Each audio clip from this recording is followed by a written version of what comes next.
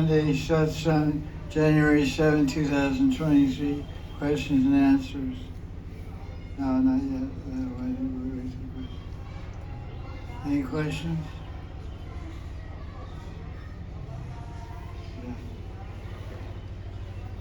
About that article that you were speaking before, I think that they, because there is this verse, Madhyanina 228, 229, Siddha Deha Chindikare.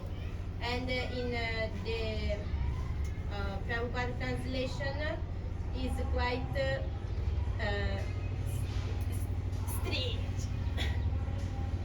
So can you explain how is possible this translation and that creates so much confusion in so many people, I saw. The translation of that verse is Madhya chapter 8, verse 228, 229.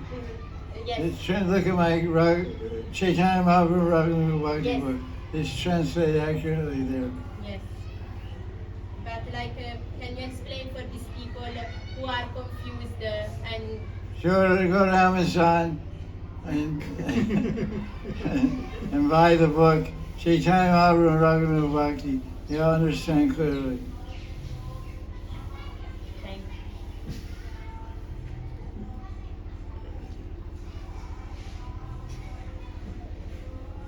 I had to make a sales pitch here. Yeah. Nowadays, people are interested in psychology and in different methods how to, clean their, they go to the age of child when they had some mistakes. Past life regression. Or past life, or when they were children this life. So many things, many methods like theta therapy, art therapy, big list. There are many different things, therapies now. Does it help in bhakti, and should people do it and go deep in these stories or not? The question is about psychology. There's a trend among many devotees nowadays to consult psychologists or to study psychology to understand why they have different attachments or different problems, emotional problems, or different hang-ups that prevent them from developing pure bhakti, pure love for Krishna. Is it useful to study psychology or to meet a psychologist and try to understand the cause of my present problems is due to my childhood, or my mother beat me up, or whatever, this, that. So the answer is, we accept everything which is favorable for Krishna consciousness. There's 6 symptoms of surrender described in Bhakti Rasa. One is anukulyasya sankalpa. Anukulyasya sankalpa, pratikulyasya varjana. To accept everything which is anukulya, favorable for serving and loving Krishna and attaining Krishna. So psychology is a very important subject and very useful subject. In Jiva Institute, there's a whole course called Vedic Psychology. It's taught by some Western person, some maybe disciple or associate of Sadhana, a very intelligent lady who's teaching very nice psychology classes called Vedic Psychology. So psychology is also part of Vedic knowledge. Actually, one time I said, in order to be successful in bhakti, the devotee must be a good psychologist. So one thing is why we do what we do. Why we do what we do. The why we do what we do is called the motivation. Why are you doing what you're doing? Why are you taking heroin? Why are you taking cocaine? Why are you smoking pot? You're living in Vrindavan, you're initiated, and you're smoking pot. Why are you doing that? So you ask them. Maybe they say, helps my bhakti or whatever. But, that's not necessary. So why do we study psychology? Why do we see a psychologist and do past life regression, hypnotism, and all kinds of things, and try to analyze our childhood and go back to our mother and father and trace?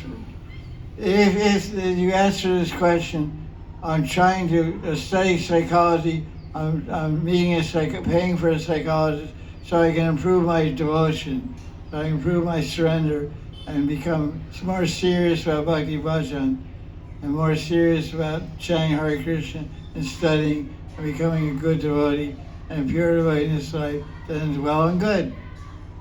Rupa Goswami says in Bhakti Rasamrita, accept anything which is favorable for Krishna Bhakti. So everything has its utilization. Krishna was at Krishna Sambandhe,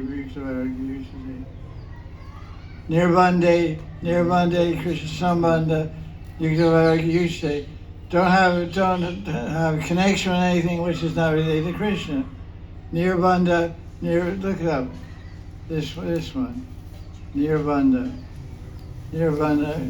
Krishna Sambandha. There's a verse in Bhakti Rasamrita Sindhu. Nirbandha means connection, means like Guru, Shishya, Prem Sambandha means connection, relationship.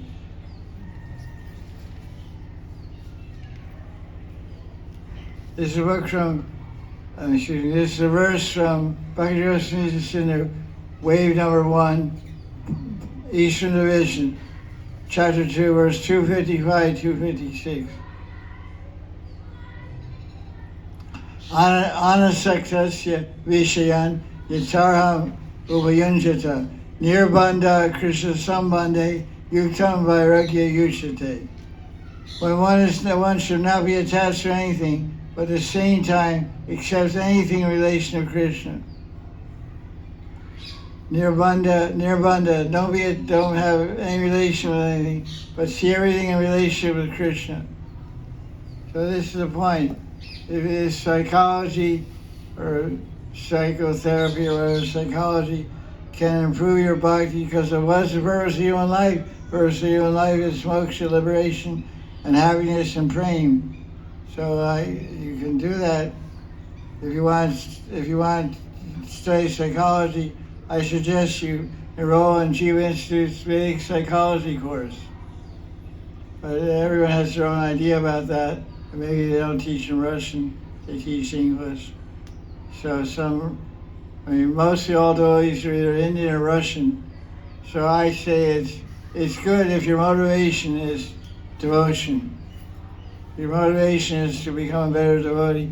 Your motivation is just to cure your insanity. That's also a good idea. It's superb. Why are you doing it? Someone's studying psychology. Why are they doing it? To improve themselves. Isn't it? The idea you're just studying something, learning something, paying money to see some doctor, some psychologist, because you want to improve your life. Your brain and your mind is okay, your heart is okay, then you don't need a psychologist. So I repeat, it's a good thing to study psychology or go see a psychologist. If it improves your life, well and good. It's not that I'm recommending it. It's like, oh, Mahanidhi Maharaj recommended everyone see a psychologist, everyone enroll in a psychologist. Mahanidhi Maharaj, someone take this part of the lecture out and say, take out and put it on their WhatsApp. Mahanidhi Maharaj said, you should see a psychologist. I'm not saying that. You're asking, is it good? It can be good, it can maybe not be good.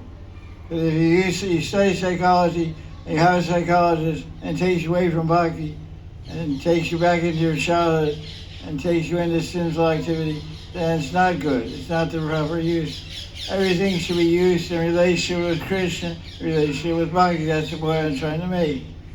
Nirbandha is Krishna Sambandha. You don't have a relationship with anything unless it's related to Krishna. That means devotee. If you're not a devotee, then do whatever you want. I'm speaking about the relation of psychology to a devotee, one who surrenders life to serving Radha and Krishna. with the intention of attaining love for Radha Krishna. So I repeat, a good devotee is a good psychologist, because the mind is the platform of liberation, the mind is the platform of bondage. Krishna says in Gita, the mind can be the best friend or worst enemy. So a mind is controlled by intelligence and by devotion is a good friend.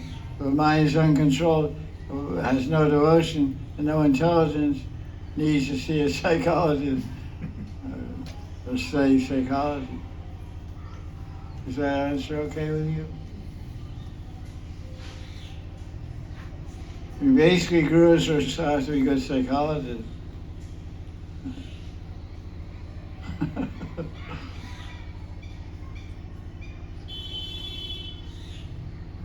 Ultimately, it's all about love.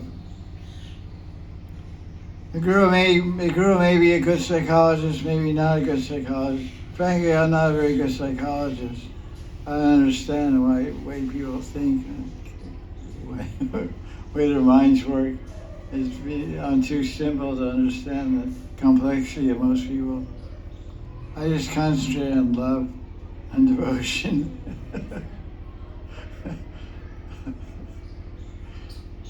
But it's a good thing. What else? What other questions do we have?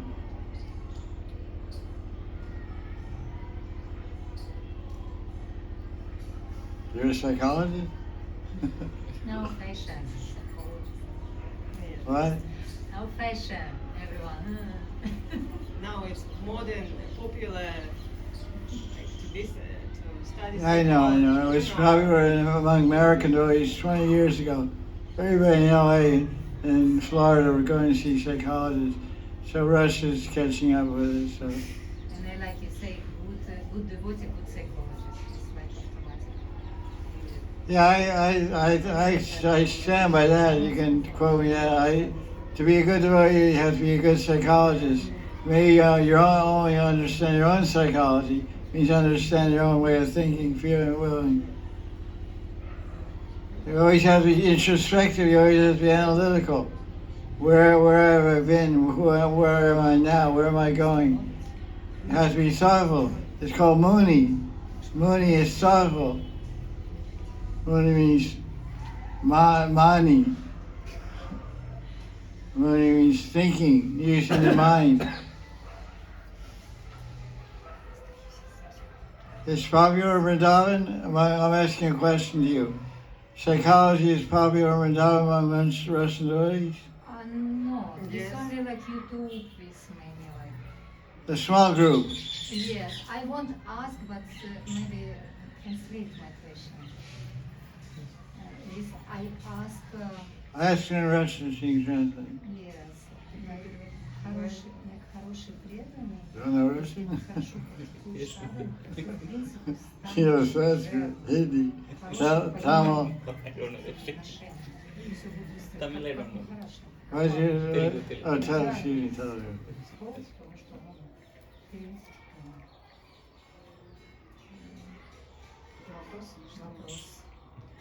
The question is, if you practice properly bhakti bhajan and do sadhana and chanting and studying, so means can you automatically become a good psychologist through this activity? Or Like you were. The question is, if you just do bhakti bhajan, you're a good devotee, you study shastra and chant japa and try to follow the principles of bhakti, such proper behavior and proper maryada, respect and conduct, and serving Hari, Guru, and Vaishnavas, will you become a what? psychologist. Well, you automatically become a good psychologist. You'll become transcendental to psychology. Psychology is a study of the material mind. When he's spending all his time Shravana Kirtan Vishnu Smaran, he's not in the material world, he's in spiritual realm. So you'll transcend psychology. We're supposed to become transcendental. So the process of bhakti bhajan is to make us transcendental. Mam Shio Bitrena Bhakti Yogena Sevate Sagunan Samati Jaitan Brahma Vayaya Kalpate. That's the 14th chapter, 26th verse. Mam Shio 14:26 or 27. Mam Shio Bitrena Avitrena Bhakti Ananya Bhakti. 26. That's good. 14:26 Gita. Krishna speaking to Arjuna. Mancho Avitrena Bhakti Yogena. Avitrena Bhakti Yogena. One who continually practices Bhakti Yoga and Seva, he's Gunan Samati Jaitan. He transcends the gunas. The mind is in the mode of passion, or the mode of ignorance, or the mode of sattva. But and it says Brahma Bhuyaya Kalpate. Brahma means Brahman. So this verse 14:26 proves my point. You do bhakti bhajan, you're a good devotee. You transcend the material mind, you become transcendental. You're way beyond psychology. Psychology retires. Psychology is part of the material world. So the answer is yes, you don't need psychologists, you need bhakti. Bhakti is the solution to everything. This is a verse from Gita. Krishna speaking this. He said, you do bhakti, you do unfailing. Avitrena. Avitrena means nishtha bhakti, nishtita bhakti. You come to nishtita platform and you'll be peaceful. You'll be happy. Mentally happy and peaceful in the heart. Just come to nishtha. What is speak of ruchi and sakti?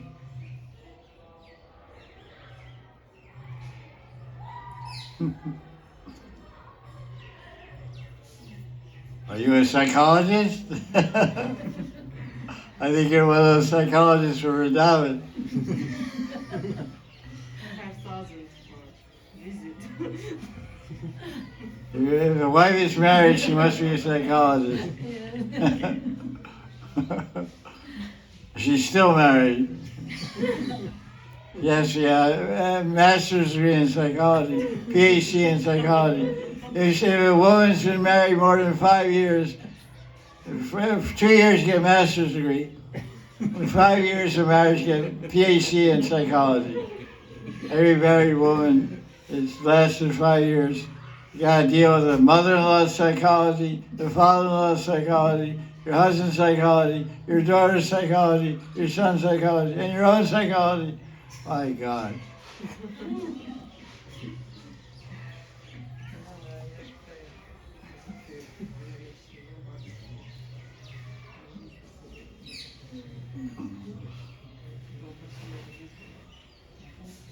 Any other questions?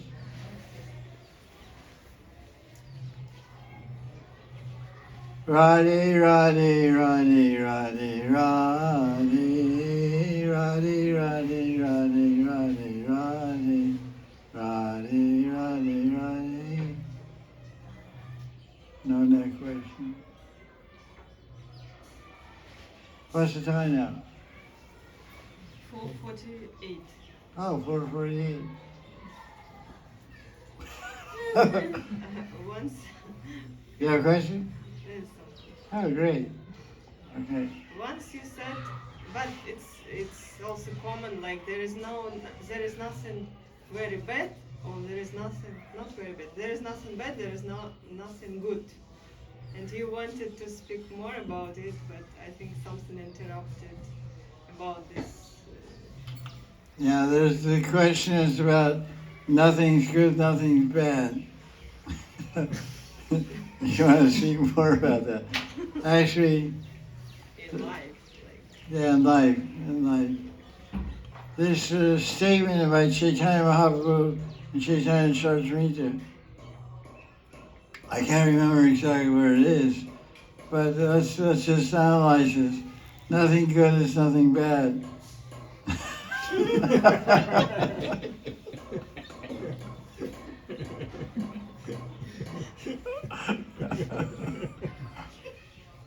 This is the position of transcendental position.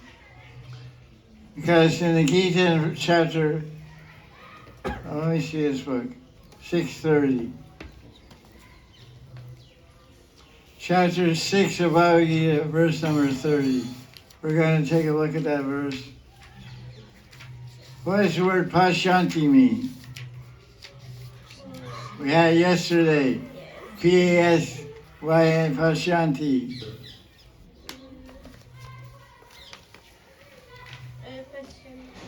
Means to see. 6:30. Krishna tells Arjuna, Yo mam pashati sarvatra sarvancha mai pashati tasyam na pranashami satcha me na pranashati. Krishna says, he who sees me as Brahman everywhere and sees everything in me never loses sight of me, nor do I lose sight of him. In other words, for the Brahman realized yogi, this is chapter 6. Remember, chapter 6 is Ashtanga Yoga chapter. So the subject here is yoga, not bhakti, not karma. Ashtanga Yoga. So the yogi who sees Brahman everywhere.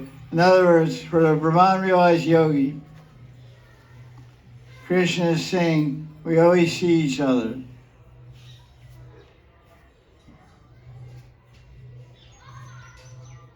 The result of this spiritual realization is said, I, the Brahman, never become visible to that person, not pranashami. And the yogi never becomes visible to me. The meaning is, we always see each other.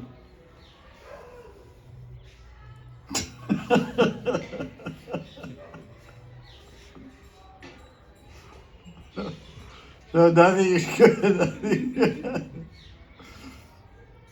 Well, the idea is, if one is Krishna conscious, he sees Krishna everywhere. He sees Krishna in everything, in every atom, and everywhere he sees Krishna. One way, directly or indirectly, he sees Krishna.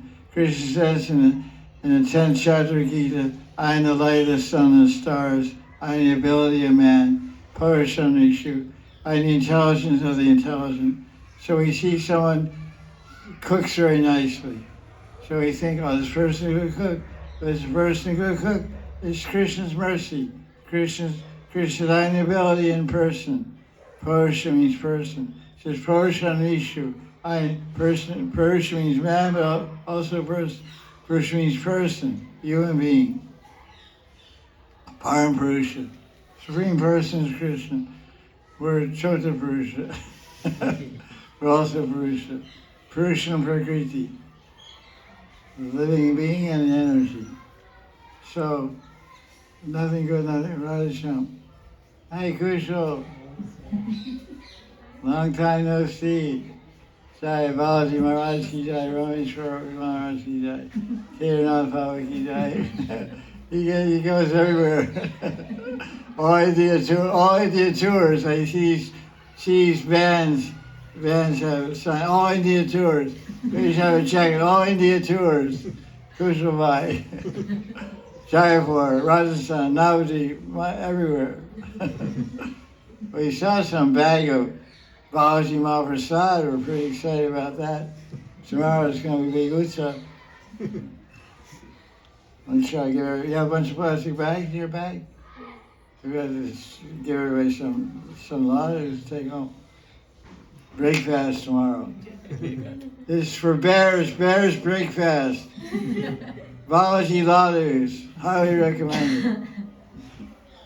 So we're discussing. There's nothing's good, nothing's bad. So that's what Krishna says. If you see everything everywhere Krishna, then you're with Krishna. So with Krishna's not good or bad, because good or bad are dualities of the material world. In the spiritual world, it's all bliss. It's called Anandam. So one who exists in spiritual consciousness, either a Brahman yogi or Brahmavadi or Advaitin or a Vaishnava person who worships Krishna or Ram, if they're in spiritual consciousness, they're in bliss. Brahmananda is the bliss, Premananda is bliss. Bliss is practically the same. Rupa Goswami, because he's speaking with prejudice for bhakti, he says the bliss of Brahman is like a drop compared to the ocean of bhakti. Bhakti Rasamita Sindhu. But that's his subjective view. Because if someone's yogi or someone's an Advaitin, he's experiencing unlimited Ananta bliss, infinite bliss. So infinity is infinity. So Bhakti is going to say, Bhakti bliss is better than Bhakti, but the bliss is equal to all. So Brahman bliss, Paramatma bliss, bliss of Paramatma Yogi, bliss of Brahmavadi, who's merged in Brahma Sutra, or bliss of a lover of Krishna is all equal. To each one feels totally satisfied, and no one wants to have the bliss of the other person. If you ask a Brahmavadi, you want to be a Bhakta? I'm happy where I am. So for the spiritual person, there's no good or bad, because good or bad is in the material world. There's nothing good, nothing bad. This is the viewpoint of devotee. It's all bliss. No tension.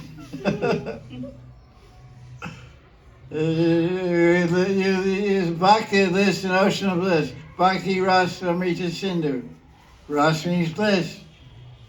That's the definition of Ras, means astonishing bliss. Chamatkar Anand. You experience bliss. The yogi experiences bliss. Just like our friend here, he's following Osho. So Osho is an awakened. He's absorbed in the bliss of Awaitavad. He's a transcendental personality. So that's a positive reality. So there's different ways to get to the goal is bliss. Ananda Maya Vyasa. The goal is happiness. You meet any person anywhere in the world. What do you want in life? What do you want in life? What do you want marriage? You want the happiness the marriage produces. You want food? You want the happiness food eating produces. You want travel? You want the happiness travel produces. You want clothes? You want cotton? You want silk? No, you want the happiness those clothes give you when I wear them. Happiness is the bottom line. So that's what everyone's searching for, happiness. So happiness is beyond duality. Bliss is beyond duality. So good and bad are all in the material world. Black and white, rich and poor, tall, fat, short, thin, rich, poor. It's all duality. This material world. Transcendental realm is non-duality, and there's no good or bad. It's all bliss. So that's why I said there's no good, there's no bad. I'd like to maybe I'll follow up this and find a discussion in Chaitanya Charitamrita. I didn't speak more about it, so I want to do some research in Shastra to explain the teaching of Lord Chaitanya on this subject. But the general impression, what I learned, what I studied, in those books I read about this idea, I present it now. Yeah.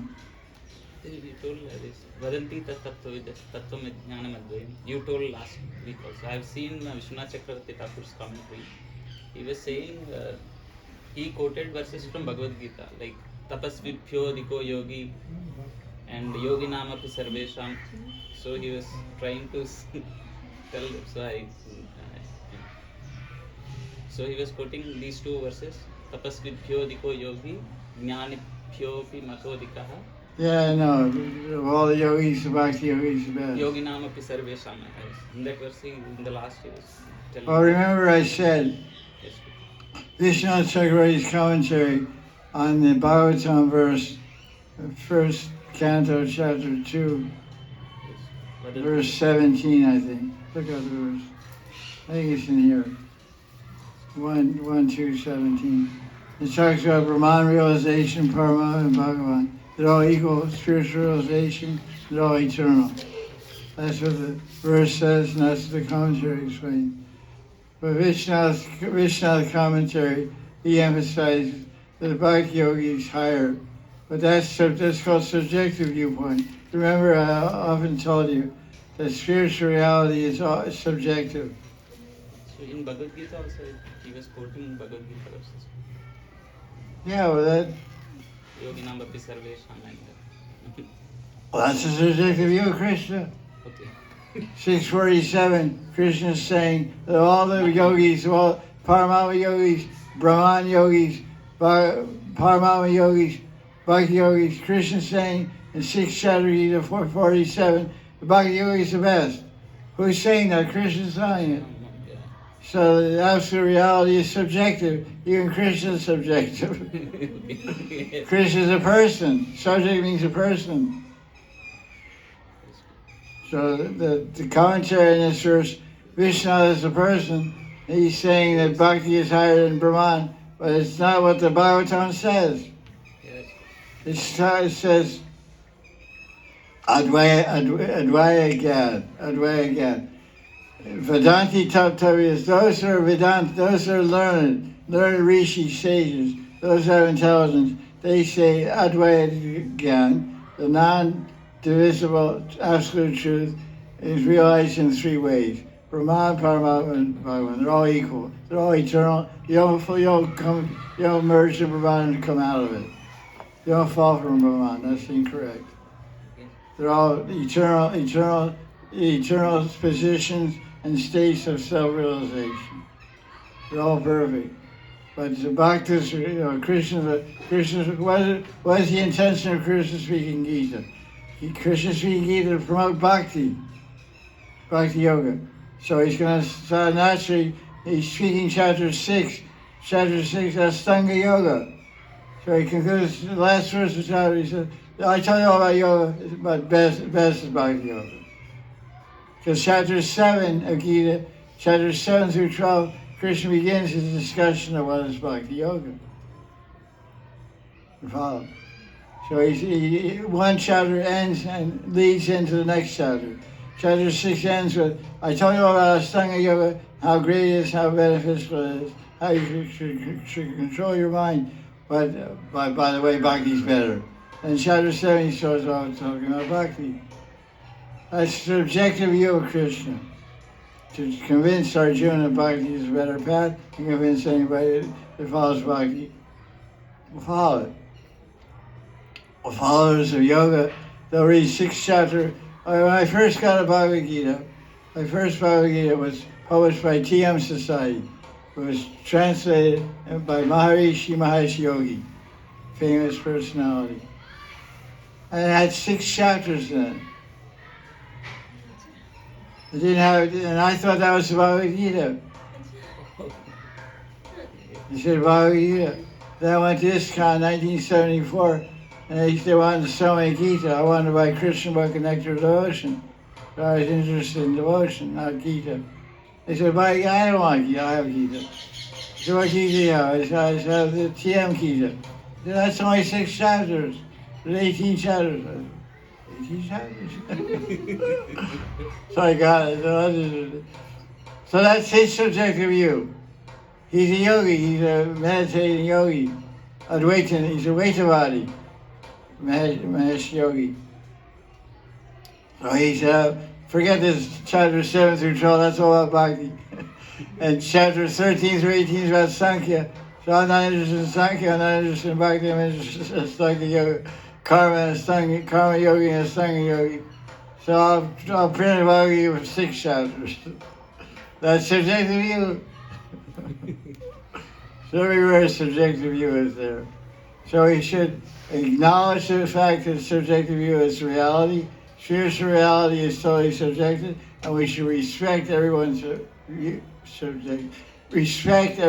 individual subjective view.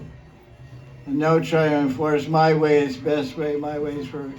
Your way is perfect for you. Shut up.